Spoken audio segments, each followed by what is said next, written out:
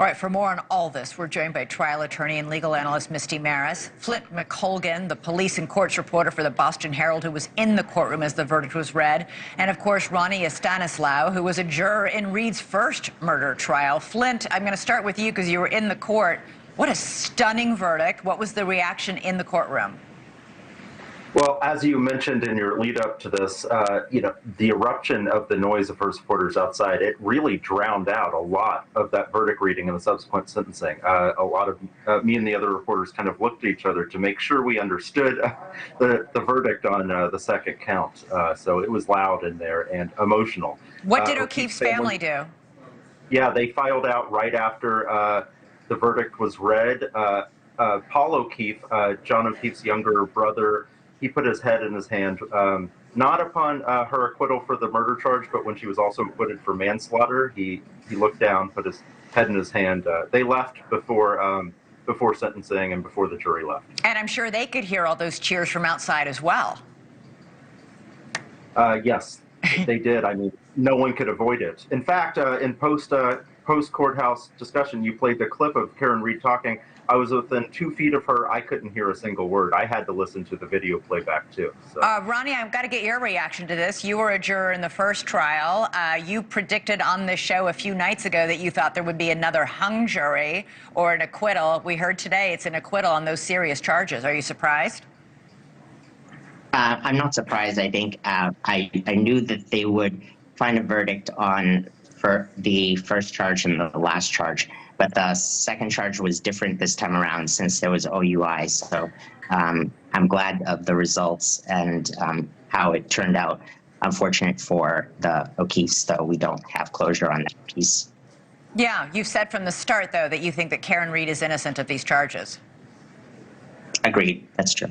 Yeah, and after listening, you were a juror in the first trial and listened to all the evidence. Misty, what was the difference between trial number 1 and trial number 2 that do you think led to this acquittal? Because she's now, at least when it comes to criminal charges, this is pretty much a get out of jail free and go live your life card. Right, absolutely. So it was pretty much the same legal theories presented by both the prosecution and the defense, but the trials were actually quite different.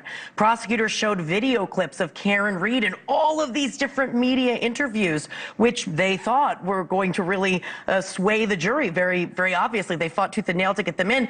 But to me, the biggest difference was Michael Proctor, the lead investigator. Yeah. He did not take the stand. He took the stand in trial 1, and it was a disaster for prosecutors confronted with terrible Let's just remind our audience, yeah. He was the lead investigator on the murder. He had all sorts of leaked text messages, not leaked, they were admitted into crude, court. Unprofessional, shared with other people who were outside of the investigation. Showing bias, a lot of impropriety. Ultimately, his testimony, those text messages, that led to him losing his job. There was an investigation. He was terminated. So going into trial 2, prosecutors had to make a strategic decision. Do you put him on the stand again, knowing what's to come? He's in a worse position. He's been terminated because of his conduct with respect to this case, or not put him on the stand.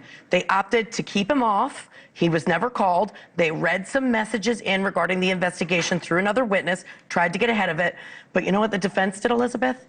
They pointed to that empty chair and they said, why isn't the lead investigator here? Why wouldn't the lead investigator be a part of this trial, especially when the crux of the defense argument was that this was a shoddy investigation focused only on Karen Reed and didn't look for anyone else? Ronnie, you listened to I'm sorry, now I'm spacing. Proctor, thank you. Officer Proctor testify in the first trial. What was your impression of him as you watched him under oath? I think it was, I don't know. I think that it was maybe a biased investigation. It wasn't very well done.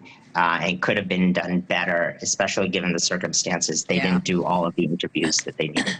Super quick, Misty. It's not over. She now faces a civil suit filed by Officer O'Keefe's family. Yes, and the standard and burden of proof is preponderance of the evidence, much lower. So that's a whole other legal battle. So she's not quite out of the woods quite yet. All right.